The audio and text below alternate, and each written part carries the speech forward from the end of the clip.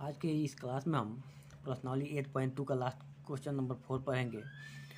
Question number 4 चलिए हम एक बार क्वेश्चन को समझ लेते हैं। क्वेश्चन क्या है, इसमें कहा जा रहा है हमें बताइए कि निम्नलिखित में से कौन कौन सत्य है या असत्य है, कारण सहित अपने उत्तर की पुष्टि कीजिए। कहने का यहाँ पर मीनिंग है कि ये क्वेश्चनों को देखिए और इसको पढ़िए और बताइए कि इसमें जो है कौन सा क्वेश्चन जो है हमारा गलत है, कौन सा सही है। अगर सही है तो क्या वजह है कि वो सही है, गलत है तो क्या वजह है कि वो गलत है। इस चीज़ों को हमें जो है इस प्रश्न में सॉल्व करना है।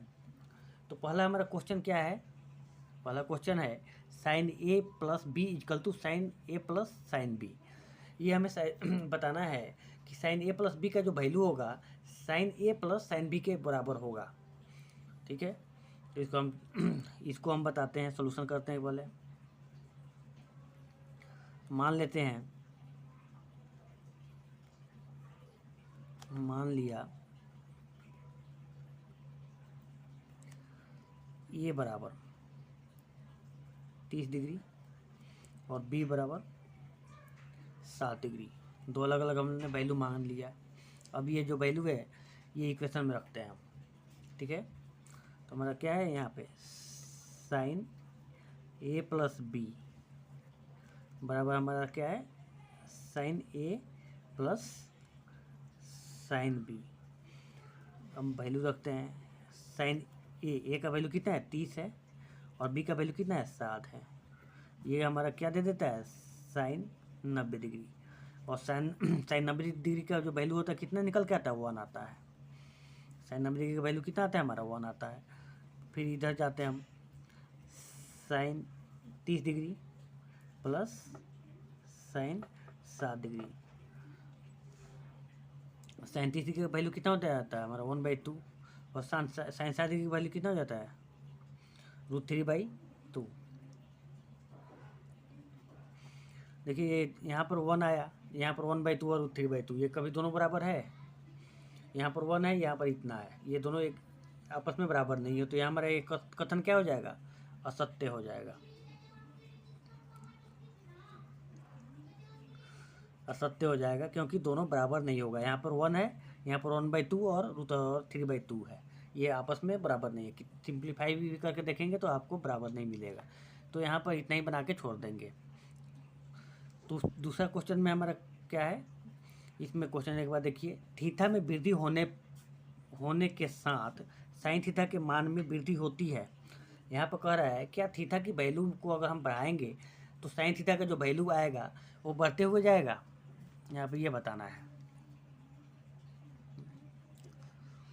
तो इसके लिए हम साइन ये टेबल देख लेते हैं। इस टेबल में देखिए थीटा का वैल्यू अगर हम इंक्रीज करेंगे, जैसे साइन थीटा अगर 0 डिग्री करेंगे तो हमें 0, 30 डिग्री करेंगे तो 1/2, 45 डिग्री करेंगे तो 1/√2, 7 डिग्री करेंगे तो √3/2 और 90 डिग्री करेंगे तो 1/2। मतलब जैसे हम आगे बढ़ रहे हैं, साइन का वैल्यू जैसे हम आगे बढ़ रहे हैं तो हमारी वैल्यू जो है बढ़ते जा रही है। 0 से 1/2 बड़ा है, ये अगर करेंगे तो 0.5 हो जाएगा, ये करेंगे तो 0.5 से ज़्यादा हो जाएगा, ये करेंगे तो 0.5 से ज़्यादा हो जाएगा। मतलब हर एक जो है वैल्यू जो है एक दूसरे से बढ़ते हुए जा रहा है। तो यहाँ पर हमारा ये कथन क्या हो जाएगा, सत्य हो जाएगा। यहाँ पर हमारा जो कथन हो जाएगा 2 नंबर कथन जो है क्या हो जाएगा, सत्य हो जाएगा, क्योंकि थीटा की वैल्यू जो है हमेशा बढ़ते जाएगा साइन के केस में। तीसरा क्वेश्चन हमारा है थीटा में वृद्धि होने के साथ कॉस के मान में भी वृद्धि होती है। तीसरा क्वेश्चन कह रहा है क्या थीटा की वैल्यू को अगर हम बढ़ाएंगे तो कॉस की वैल्यू जो है हमारा बढ़ते हुए जाएगा। यहाँ पर यह क्वेश्चन जो है असत्य हो जाएगा। इसकी कारण क्या है कि साइन की जो वैल्यू होती है, हम साइन का जो वैल्यू होता है अपना 0, 1/2, 3/2 और 1, या कॉस का वैल्यू क्या हो जाता है हमारा डायरेक्ट अपोजिट हो जाता है, यहाँ से आ जाता है। मतलब कॉस की वैल्यू जो है कमता हुआ चला बढ़ेगा नहीं। कॉस का वैल्यू जो है जैसे हम थीटा की वैल्यू बढ़ाएंगे वैसे ही कॉस का वैल्यू हमारा कम होते चला जाएगा। जैसे कॉस 0 डिग्री का वैल्यू 1 हो गया, कॉस 30 डिग्री का वैल्यू जो है √3/2 हो जाएगा, 1 से छोटा हो गया। इसी तरह से 45 डिग्री का वैल्यू जो हम देखेंगे तो 1/√2 हो गया, जो कि 1 से छोटा हो गया।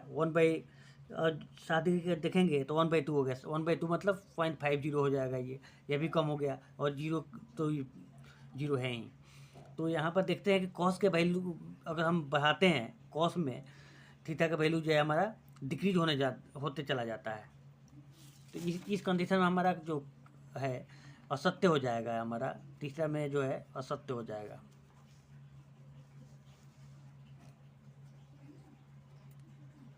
ये कंडीशन जो है असत्य हो जाएगा। क्या हो जाएगा इसमें? असत्य, क्योंकि थीटा की जैसे कॉस के वैल्यू में थीटा की वैल्यू बढ़ाएंगे जैसे, तो हमारा जो है जो वैल्यू निकल के आएगा हमेशा घटते हुए क्रम में आएगा, डिक्रीजिंग ऑर्डर में आएगा। ठीक है, अब क्वेश्चन हम 4 को पढ़ते हैं। क्वेश्चन 4 में क्या है? थीटा के सभी मानों पर साइन थीटा बराबर कॉस थीटा होता है। कह रहा है कि थीटा की जो वैल्यू है साइन थीटा बराबर कॉस थीटा सभी वैल्यू के लिए अप्लीकेबल होगा। ये पॉसिबल ही नहीं है कि सारे वैल्यू के लिए साइन थीटा बराबर कॉस थीटा होगा। इसके लिए फिर टेबल देखा जाए, तो टेबल में देखेंगे हम तो साइन 0 डिग्री और कॉस 0 डिग्री। यहाँ पर साइन 0 डिग्री का वैल्यू जो है हमारा 0 है और कॉस 0 डिग्री का वैल्यू 1 है। तो यहाँ पर हमारा क्या हो जाएगा? दोनों अलग अलग हो गया। साइन 0 डिग्री का वैल्यू जो है हमारा कितना हो गया? 0, और कॉस 0 डिग्री का वैल्यू 1 हो गया। यहाँ पर क्या हो गया हमारा? यहाँ पर भी असत्य हो जाता है। उसी तरह से हम 30 डिग्री पे चलेंगे तो साइन 30 डिग्री का वैल्यू कितना हो जाता है? 1/2, और साइन 30 डिग्री कॉस 30 डिग्री का वैल्यू कितना हो जाता है? √3/2। यहाँ पर भी ये कंडीशन फुलफिल नहीं होता है, लेकिन ये एक जगह जो है फुलफिल हो जाता है साइन 45 डिग्री पे। साइन 45 डिग्री का वैल्यू भी 1/2 होता है और कॉस 45 डिग्री का वैल्यू भी हमारा 1/2 होता है। एक जगह पर तो जो है दोनों बराबर हो जाता है, लेकिन बाकी जितने भी त्रिकोणमितिकल रेशियो है पाँचों, वहाँ पे नहीं हो पाता है। चार जगह नहीं होता है, एक जगह होता है। तो इस कंडीशन में भी हमारी जो आंसर आएगी कि साइन थीटा और कॉस थीटा का वैल्यू हर एक त्रिकोणमितिकल रेशियो के लिए बराबर होगी। तो यहाँ पर ये क्या हो जाएगा? असत्य हो जाएगा। चौथा पर भी हमारा क्या हो जाएगा? असत्य हो जाएगा। असत्य हो जाएगा इसके आंसर। लास्ट क्वेश्चन है हमारा 5वां नंबर।